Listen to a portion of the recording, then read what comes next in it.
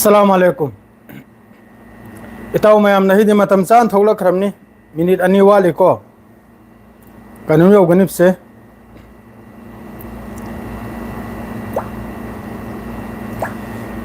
तरुक मखाई योगनिप से मतम दो टाइमिंग पीने की मतम दो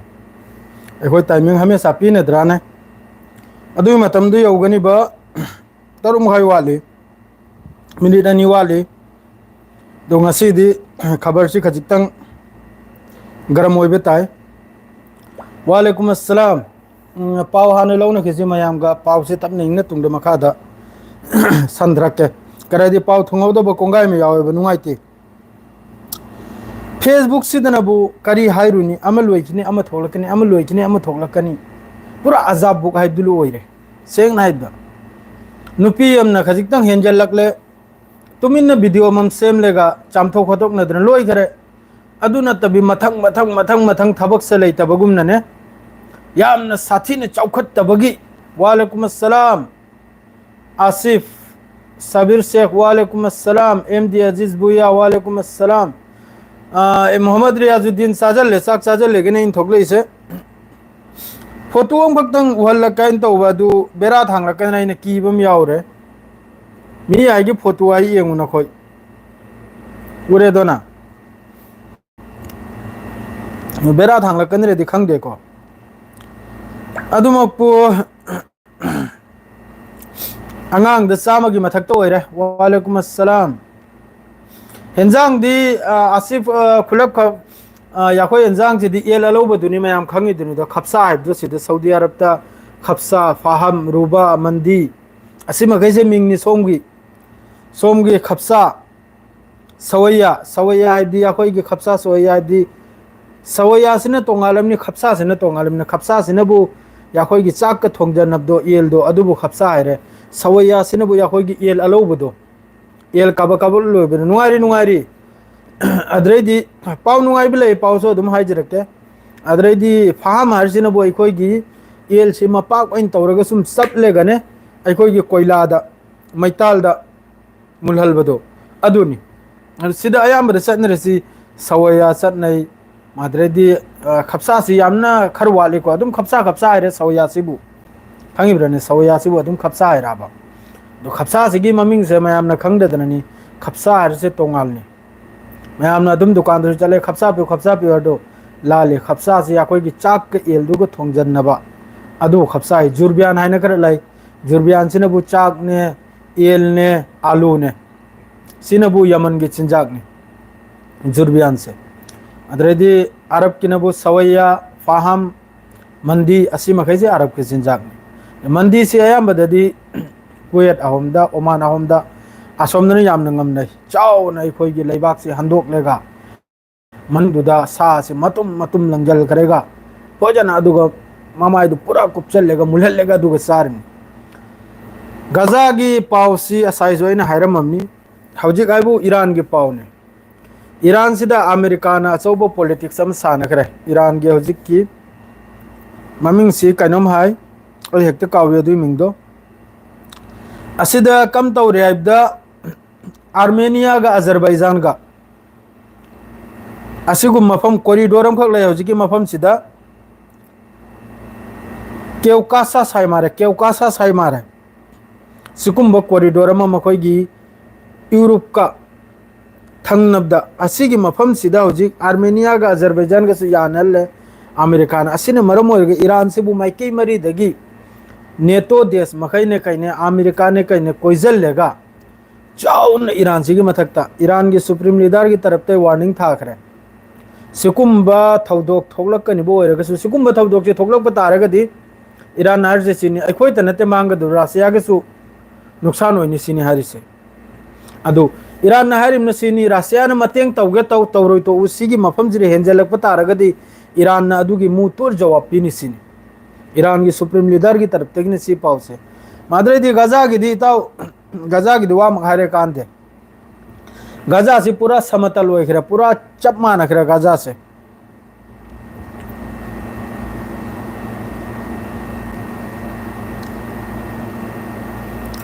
याम साथी ने मी सिबगी वाने गजा सिदा हौजिक की लेटेस्ट गाजा स्ट्रिप ता 52 नि फिलिस्तीनियन अदरैदी अपुल बदा अखोई की सरा हेलेगा सीब मियोसी सनीगा तरातरेत असिदा अंगांग चाम यावरी गाजा मनुंगी अंगांग चाम से अल जजीरा की रिपोर्ट निको अदो हौजिक तौनरिबो फिफम मखैसी अखोई की लैरिबो इस्लामिक कंट्री मखैसी सी करी ओल खरम नोई करीम तो ज्ञान मिनता मखोई मखैसी करी द लैरिम नो जिबाव ज्ञान तादे मी मखई की हक्सांग मी मखई की कनुमा ही मखोई उरिब्रा उद्रब्रा तौरिब फिफम मखई से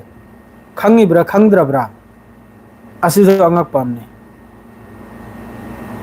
सुक यामना अवाब तार मतमसिदा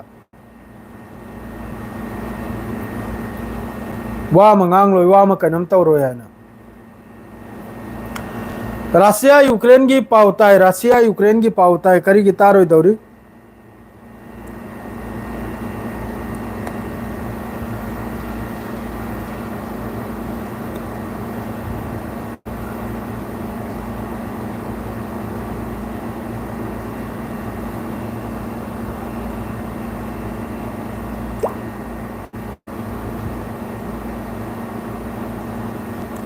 मी से यामन लिखिदा ngarang de i live se thokla roi khar wana wana thokla ni ai kari ga di live se hanagi khutau dum oidra ba live se amna mi se wale aduna bit am yaudra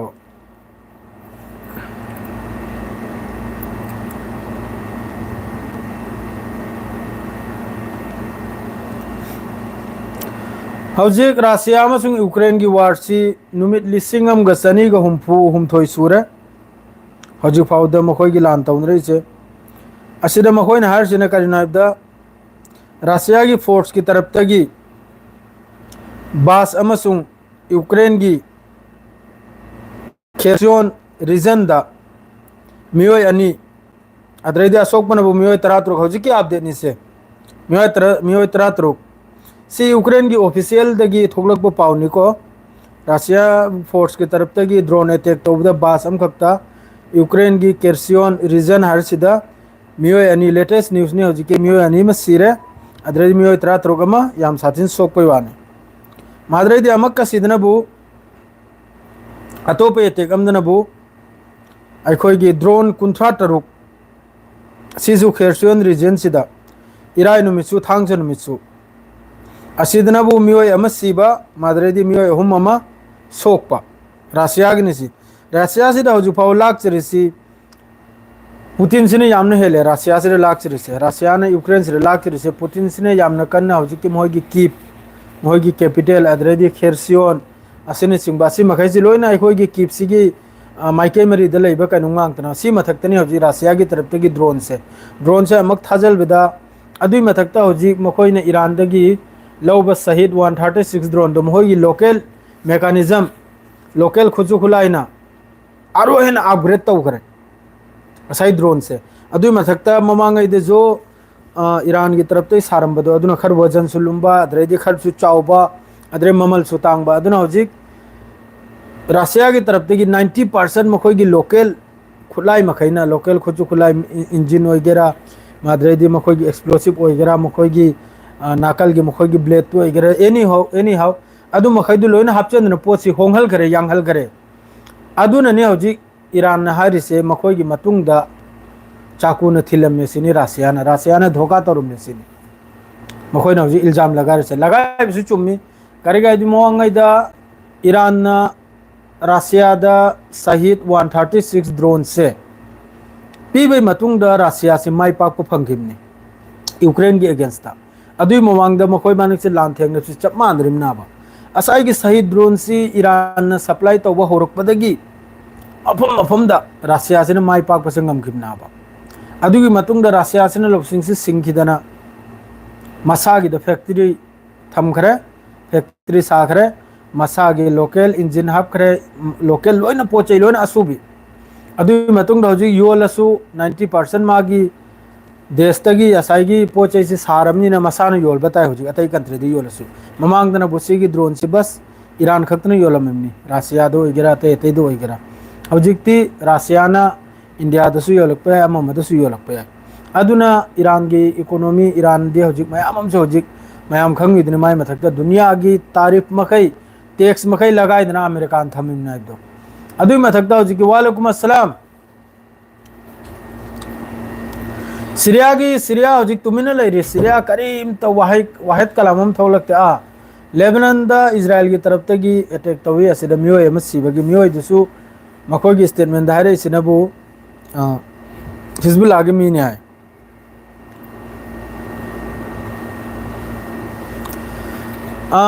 Maibam BM Mubin BM नंग नाहरदो चुमदी चुमी अदुमकपो करी हायरुनी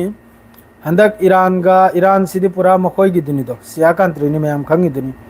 अदु Iran ना हंदक 12 days वार तौबसिदा माने करीगुंबा support तौब तारगदी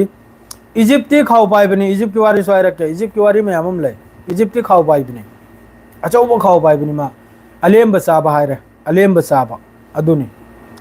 अदु Iran सु महाक सिस्फायर तौबदु बस लान से खक्तनी लेपख्रेबा अदुगी करीनो वा मसिलम दाव मासो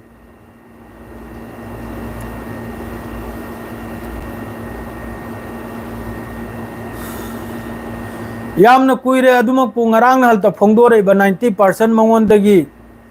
लोइन इंजिन दे होना मागी एक्सप्लोसिव ते होना साबोबदी यामना कुइरमनी एखोय जुखंगी इताव याम सांगले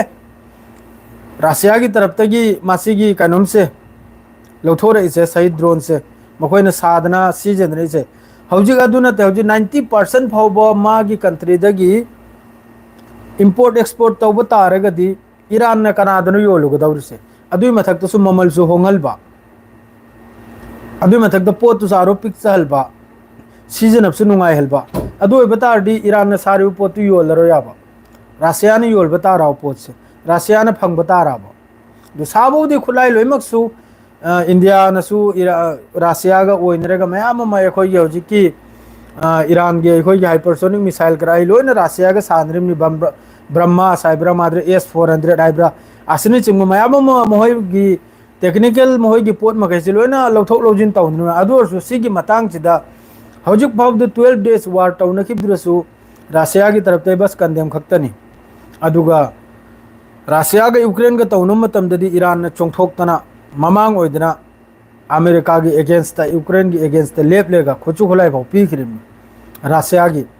अदुमकु ईरान की मथक्ता सुक चाउख्रब लानम तौखिबदुदा रशिया की तरफ ना खुचु खुलाई पिरकपरा ना कम मतेंग तौरखे अमता हाइबिरो मया करीमते हेक तौरकते अदुई मतमद्र ईरान मसागी मिसाइल मसागी एयर डिफेंस मसाना साजबा अदुग लान सोकन खरिम वालेकुम अस्सलाम मसाना लान सोकन खरिम ना दु कना करम कंट्री ना ईरान की मतेंग तौख्रम नो करम कंट्री ना गजा की मतेंग तौख्रम कनानसु मतेंग तौब नते मसा मसा की लान मसा मसा नो तुंगदसु तौरकलो हौजिक इजिप्ट की हायरी इजिप्ट ना 35 बिलियन गिनी गैस लौगदोब इजराइल दगी अदुई गैस तुसु मतमम दे फिलिस्तीन ना मपु ओरमनी मतमम दे इजिप्ट ना मपु ओरमनी अदुगुम गैस तो LPG तो अदो हौजिक मपु दुना मपु दगी लेब तारे करी हायरुनी मसागी पोट मसाना लेब हाइबदु तारे अदुगा मरक मरक ता गजा मनुंग एयर ड्रॉप खजी खराक बस्ता अमम पैकेज अमम लंगथरी मयांगी अखोगी आशीर्वाद लौबगी इजिप्ट न मतेंग तौरी जॉर्डन न मतेंग तौरी कनम हौजिक ngangudo na thodo na rafa bodar hangdo na rafa bodar kari hangra rafa bodar ke tamak protest to mi ani mang risi kari ginaba Egypt manung dagi rafa bodar hangwa na protest to mi ani mang kari Egypt tagi ne harise ado de karaya ba 35 billion ki kari gina 35 billion si mana Israel de pijal risi Israel ne khuju khulai lebe natro Europe country kongai mari hoji khulai khuju khulai pire hai ne Israel da haiduna lairi makai Israel thau piro hai na King Faisal ki matam da thau pi de da America bo ngau khibdo adum ma hoizuru tawwa ba amag lan ngam hodab da 6-day war da lan ngam hodab da American dhoka torom bodo lo na Israel ki mateng tau khiba adui matung da lan sing ngam da wai matung da King Faisal na thau si pura thingjal khimni America ki कप्तन लाउदन लाइबनीने lawn लोइखरे 2 million पीगे मतमदुरा 3 billion पीगे अमक्ता थाउज पीवाइना पीखिदे पीखिदे अदुगुम निंथौदु मथौ Taiba अदुगुम हिम्मत यावमीदो हजिकी मखैजिरे canoe लोइना अमदुनि सेंगनाबदा इसिल मचिल कामनिंद्रे अमदुना अदोडी येंगलो दो सिकुंबा थबुकसे तौरिमनि अखोय मसेन तसुने मानदे तौरि मखैसे हजिक तौरि मखैसे Gaza मनुंगदा हजिक सिरिबा अंगांग चरा सेतना मादरे चा इसांग फंगद्रिबा अदुई मथक्ता हजिकी देर अल बाला the ground operation हौखरे Israel की तरफ तगी सोमदसु protest तौरी तेल अविवता याम chown protest तौरी family member मखैना हाइरी मसा मसागी मसा मसु IDF ता लेबदुदा सरकार के अगेंस्ट खुलाई थमु सरकार के अगेंस्ट थोउ ngangu लान चक्कनो आइना सिकुम मयाम हौजिक तेल अविव मनुंग द ओइनरियाबा प्रोटेस्ट चलीरियाबा मिलिसिंग तराई मथक्तनाबा लंबीदा मिलिसिंग तराई मथक्तनाबा अदुगुम वारी मयाम लैराबा सिदा मखोगी इब्राहिम अकोर्ड हांगरा लैराबा इजराइल की मथक्ता लान तौदुब यादा है अदु हयेंग माय मथक्ता तौर अनाबा हौजी गजा लोइब माय मथक्ता तौर अनाबा लेबनान द सेसफायर टाउनकी नुमित चुबा लेबनान द स्ट्राइक तौरी नुमित चुबा सीरिया द सुमखोई ngarang nal दमक्स कैपिटल मनाक्ता सीरिया की कैपिटल मनाक्ता एयर स्ट्राइक तौरी हाँ वालेकुम अस्सलाम याम चुमे किंग फैसल वो अमेरिका मदी मैसेज पा की गे मुस्लिम कंट्री अमद ओइद्रे I am from Manipur Lilong want to meet you bro okay bro चाक चार ब्रो चाक चार है एब्सोल्युटली राइट वालेकुम अस्सलाम पाओ से ताबदे याम नुआय मैसेज पा की गे नसीर कायदनो लौदना कैदौनी इस्लाम ओइद्रे पूरा जालिम नाक्तनी माने असेंबवानी पूरा ओइद्रे मखोय मखैसे असेंबवानी आई याय कलाम चसम की वादो बिल्कुल याय मखोय मखैसे पूरा याखोय की बिजनेस ते चखरे कारबारदा सिदा इखोयने लैरिसिनाबु थावसु यलहौरिमनिदो जेट की अदुई थावदो हालेगनी पाइजलेगा इजराइल ने लंगथ्रिबा है मसरन बिलियन पिजले तुर्की की लानमी आईडीएफ का मिशन संगे लान तौनरे में गजा मन होय थाजवा में तुर्की की लान में इयंगवा में गूगल दे इरेगे इयंगवा में तुर्की की लान में यावरिम नाम गजा द लान तौ बायदा इयंग खरो दोडी माद्रेदी ईरान मनुंग दा खजिकिरा फारेबा दिल्ली नुमित चुपमी फारेमी नुमित चुपा स्पाई एजेंट मखै नुमित चुपा फारेमी ईरान मनुंग ईरान नाहरे अहान बद सियान सेंगदोकिना ने अदुई मतुंग लान तौसु तौनाइना ईरान दे जोतो सीग्रिमी मखैदो असाई की मखोय मनुंग लेरबे एजेंट मखैसे सीने लोइना सिल्लेगा मखोय मखैसे ने सही तौकिउ ngang ईरान की साइंटिस्ट ओइगेरा ईरान की जनरल ओइगेरा माने एकदम बिजनेस ngang ताऊ बिजनेस ngang लोइना कारबार ने सिदा अमना सुनिंगथिन थाउ यल होरुमनि दो माद्रेदि अमनबु पैसा निंगथिन पिजल होरुमनि दो खरम नबु खुला हजिक यूरोप खरटनी चोंग चनर बसिदा ब्रिटेन माद्रेदी अतोप देश मचा मसु अनी हम मुमगा हाइखरे खुचु खुलाई पीरो याना इजराइल दे जब तक मथंगी स्टेटमेंट लाक त्रिफाव मथंगी वा मखंगद्रि फाव खुचु खुलाई पीरो याना यूरोप क्रिस्तान ओइब कंट्री अदु मखैदुना चोंथोएगा प्रोटेस्ट तौरकले अदु गुंब कंट्री दुना लंबी दु थोकलेगा प्रोटेस्ट तौरी अदु हजिक सीरी से कनानो सीरी से आई नंगी ई नत्रो आई नंगी कोम नत्रो सीरी से असिद वा मंगांगदे असिद मखोयना कम तौसना खरे बा वासी नाक बै दमकता पोत खर लंग थगत करे माद्रेदि हफ्ता द ट्रक अमखक चंगल करे नोंगमै दिन द कम से कम यूएन की तरफ तगी माद्रेदि मखोयगी यूएनआरडब्ल्यूए की तरफ तगी डब्ल्यूएचओ की तरफ तगी हरसे नोंगमै दिन द कम से कम ट्रक चात्रुक नत्रग ट्रक समगा समगु मथौ ताइसिनि हरसे गजा मनुंगदा गजा द ओइरिब फिफम सिगी अदुना मखोयना कम तौरी हफ्ता द ट्रक कुल हफ्ता द ट्रक तरा माद्रे एयर ड्रॉप जायमा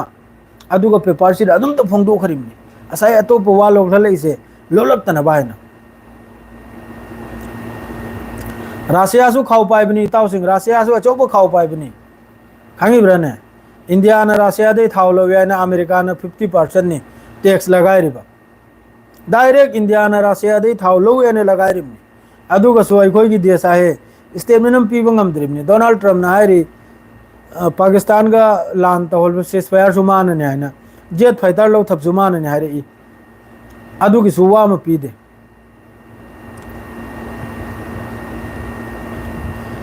सी यंगुदना सिदा लोइमकदेन इम्पोर्टेंट ओइब पावमा गाजा मनुंगदन हल गिरजा अमखक्ता स्ट्राइक तौबदा खंग लंगद्रिमने गाजा मथक्तुदा अटैक तौरमने इजराइल की तरफ तै आस्ता यूरोप कंट्री की लैरिब कंट्री मखै लोइना कंडेम तौरई वा अकल बाहरई तुंगनाव सिकुंब थौदोक थोकप यारोयान अमेरिका की तरफ तक ब्रिटेन की तरफ फ्रांस की तरफ लोइमक्तगी अदो गाजा मनुंग द सुयाम मस्जिद कयानो शहीद तौखरिबा स्कूल कयानो हॉस्पिटल कयानो युम कयानो कनाम तो वांगांग दे तावसे कनाम तो वाहिद कलाम लेबि नते बस एंगलम लेगा अस्तगफिरुल्लाह सोलम मेगा नंग तौरुसी हेंजली अदु हारे मेगा लोइन सलिमनि लैरिबा कंट्री मखैसे मसा मसा की कुर्सी मुन्नबगा असिदा अदुम लैरिमनि थुल निप येंबगा कम तौरगा करायदि यलहोगनि सी येंबगा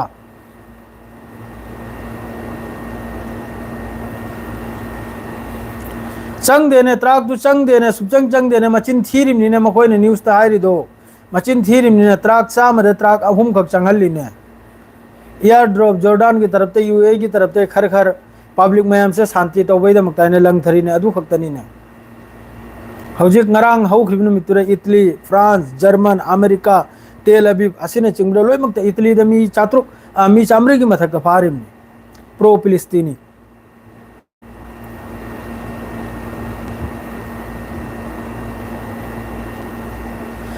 मखोई मखै से इताव एम नजीर आई करीम त खंगदे मखोई की कोक सिदा करी चली रिमनो कनाबु की रिमनो करीनो आई करीम त हाइब ngam loi मखोई सिगी हायरी यूरोप कंट्री देश यूरोप कंट्री त्रा मंगाननी टू स्टेट हौजिक की सॉल्यूशन से सीसु यमन की तरफ तगी यादव फोंगदोरई अमनबु हमास की तरफ तगी सु हौजिक की टू स्टेट सॉल्यूशन से सी यादव फोंगदोरे ईरान की तरफ तगी सु सीगी से दोका अदुम सी खो हायरी ब्रो मखोय ना हायरी से टू स्टेट तो फाव याद लाइन मखोय फोंगदोरे से लैरिमी मखै से अदुम सीदन लोयल फिलिस्तीनी मखै से लोय खरो हायरी जालो अदरे इंपोर्टेंट अपडेट गाजा दौजे ग्राउंड पर्सन तौनहर बाय फिलिस्तीनी न मसाना थोकलगा आइगरे सीरसु सिदे सीनी गाजा थादोकलो याय मखोय की ईमान से सीरसु सिदे सीनी गाजा थादोकलो याय पूरा बेरानी ताउ पूरा नंगना है बिसुम सुम पूरा बेरानी सोमदा अखोय रोमदना खर मानबगुम तो सोमदरी मानद्रे सोमदरी मसा मसा की कारबार लोइन सखरे लोइन सखरे सीगी थाउना जेट तहालेगा गजा मनुंग स्ट्राइक तौरिम सीगी थाउना समना हाइबदा सीगी खुलाइना गजा दमी हलिम इसम समना हाइकिबदा दोफारे गजा की पाव से स्वाइस रे लोइरसी अतै अतै पाव अदुम मयाम फाउन रगलो करे करम नो नहीं दिखल सांगना इताउ मैसी को वारी साना गायननी करम दगी नोई की वीडियो से यंगबीरी से अमता हाइबिरउ कराय देगिन अयाम बदे वखलदा मणिपुर दे कंगला पाक हाइब्रा मणिपुर इम्फाल असिदगी ओरमना खनजे यैना खलबदी अदु सोमददी सिस्टम ददी देखायरि बाही त्रिपुरा क्रा मयामम देखायरि ने